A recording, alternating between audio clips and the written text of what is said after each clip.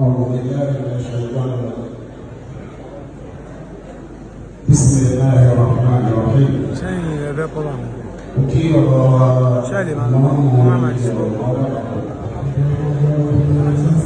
àbá àwọn ẹ̀sìn kò sí ìmọ̀kan náà ní wájú pé àwọn ọkọ̀ ní kí ó lọ ìbùdó ẹ̀ lọ. Ó kí bàbá wa olúwàsí àgbáyé wọ́n wá pọ́kẹ́sọ́ kéèké ọlọ́ṣùwọ̀ fún àwọn àwọn náà lọ́gbọ̀n àdúrótì kí ìmáàmù gbogbo ilẹ̀ Ìsẹ́yìn lápapọ̀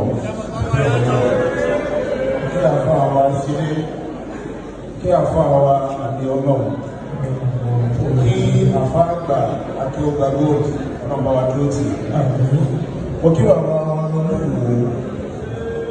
ọlọ́run kó bá wá sí dáadáa fún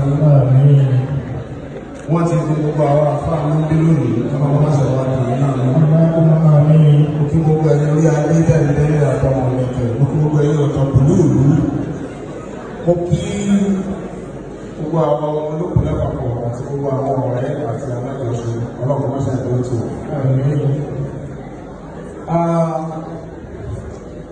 Honorable Tawhid Shina Abiola Pella òkè orí rẹ̀ púpọ̀ ọlọ́pàá ìjẹ́ ó bàjẹ́ fún ilẹ̀ ilẹ̀ máa ṣàdúrà ṣùgbọ́n mo fẹ́ fún ilé ọ̀rọ̀ tó kàn ẹ wá gbọ́ ìlú yẹn dáadáa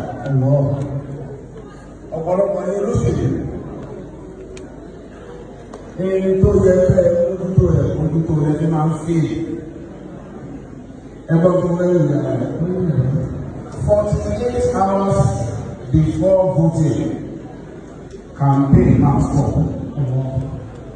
48 hours before election proper, campaign go to stop.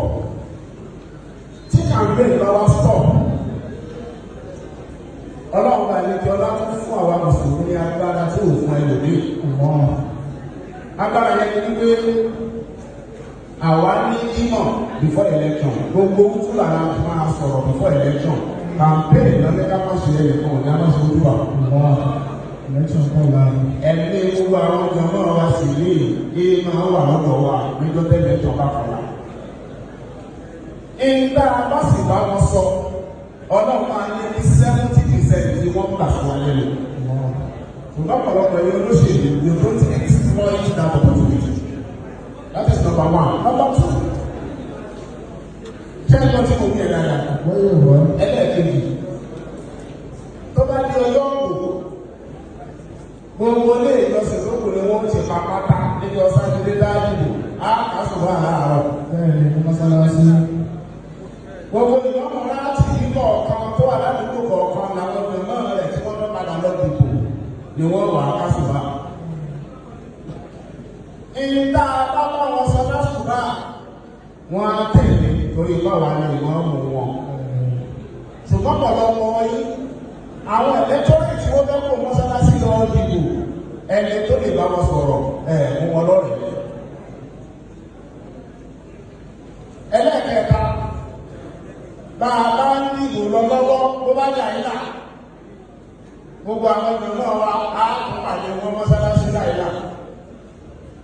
Àtọ́láǹfààní àti ni wọ́n léèrè ta ló ti dìbò nú níta ní òtí ìlú. Ta ló ti dìbò nú níta ní òtí ìlú.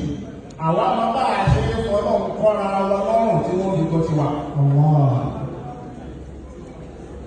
Tó bá lásìkò tí wọ́n bẹ́ kàbò lálàásárì, àwa tó láǹfààní lákàbọ̀jọ̀ mọ́ ọ̀wájọ ilé ìjọsìn lọ́rùn ní bẹ́ẹ̀ ìdáwádìí kan lọ́rùn náà.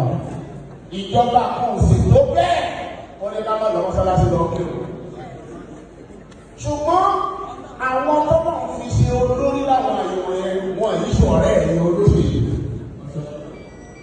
And you want to win, how do you then win? Àwọn sì ní ìyáyá sí bàtà bíbí kúlù báyìí. MC, ẹ máa control mi o. Fọ́tò lábẹ́ sábẹ̀dẹ̀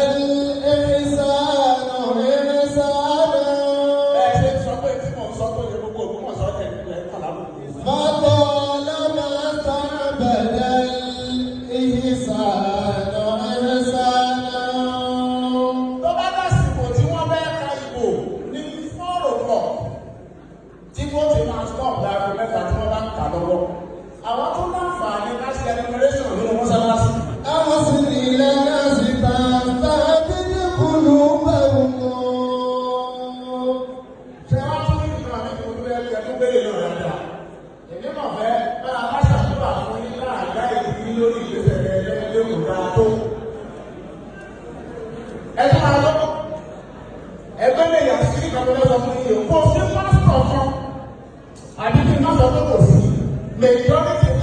wà Nàìjíríà tó ní ṣọ́ọ̀ṣì tó fún àfáà ló wà lábẹ́.